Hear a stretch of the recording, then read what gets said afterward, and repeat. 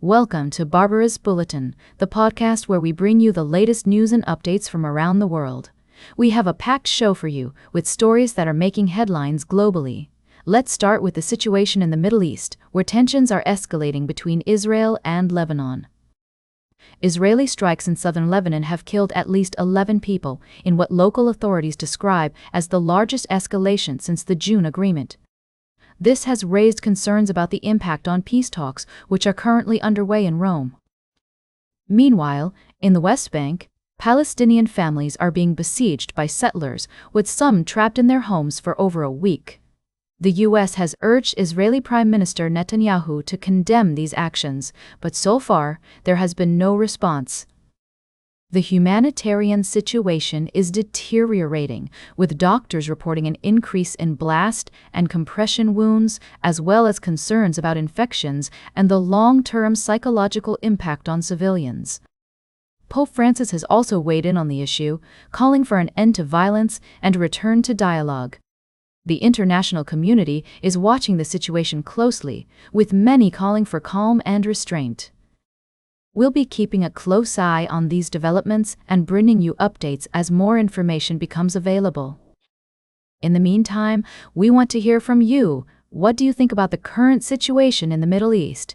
Share your thoughts with us on social media using the hashtag #Barbaras Bulletin. We'll be right back with more of today's top news on Barbaras Bulletin. Welcome back to Barbaras Bulletin. We're continuing our coverage of the complex and evolving situation in the Middle East. The conflict has been ongoing for months, with no clear resolution in sight. According to recent reports, Iran and Oman are finalizing a shipping map to govern traffic in the Strait of Hormuz, a critical waterway through which a significant portion of the world's oil and gas passes. However, the United States is not involved in these talks and has expressed concerns that any agreement may not restore free passage through the strait. Meanwhile, Iranian Foreign Minister Abbas Araghchi has stated that an agreement with Oman would not translate into the strait's reopening and is separate from discussions with the U.S. This development has raised questions about the prospects for a negotiated settlement between Washington and Tehran. The situation on the ground remains volatile, with multiple incidents involving vessels in the Strait of Hormuz reported in recent weeks. The UK Maritime Trade Operations has notified authorities of a projectile striking the hull of a bulk carrier, while 2 Abu Dhabi national oil vessels were struck while transiting the strait. U.S. President Donald Trump has announced plans to hit Iran's economy hard, stating that he does not care if the conflict ends before the November U.S. midterm elections. However, analysts warn that additional economic measures may not be enough to force Tehran to capitulate, given the significant damage already inflicted on its industrial capacity and crude exports. As the conflict continues to unfold, we're also seeing reports of clashes between Israel and Hamas operatives in Gaza, as well as attacks by the Houthis on ships in the Red Sea. All three groups are backed by Iran, adding to the complexity of the situation. We'll continue to monitor developments in this story and provide updates as more information becomes available. In the meantime, we urge all parties involved to prioritize diplomacy and work towards a peaceful resolution to the conflict. Welcome back to Barbaras Bulletin. As we wrap up today's show, I want to take a moment to discuss some of the pressing issues affecting our global community. We've seen a surge in migration tensions across Europe, with thousands of migrants attempting to cross borders in search of better lives. The situation in Ceuta, a Spanish territory in North Africa, has been particularly dire, with over 72,000 migrants from Morocco entering the region.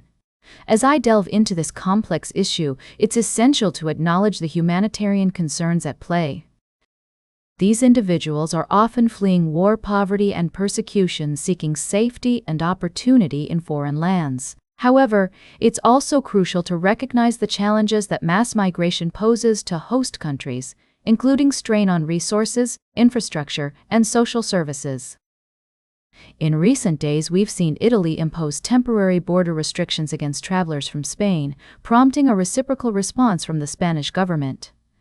This development has raised concerns about the potential erosion of the European Union's core principle of freedom of movement. Meanwhile, in other parts of Europe, countries are grappling with their own unique challenges. Belgium is currently battling its largest wildfire in modern history, forcing hundreds of villagers to evacuate near the German border.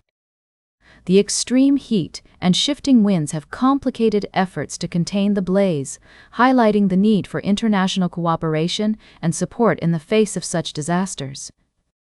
On a more positive note, Italian authorities have recovered 3 stolen paintings by Renoir, Cézanne, and Matisse, worth over €9 million. The successful retrieval of these priceless artworks is a testament to the power of collaboration and determination in combating cultural theft. As we navigate these complex issues, it's heartening to see that Europeans are increasingly open to re-evaluating their immigration policies. According to recent reports, while many Europeans may disagree with certain aspects of President Trump's approach, they are beginning to appreciate the need for more stringent border controls and coordinated migration strategies. In conclusion, today's Barbaras Bulletin has highlighted the intricate web of challenges facing our global community, from migration and wildfires to cultural preservation and international cooperation. As we strive to make sense of these complex issues, it's essential to remain informed, empathetic, and engaged. That's all for today's Barbaras Bulletin. Remember to like, share, and subscribe, and until next time, stay engaged.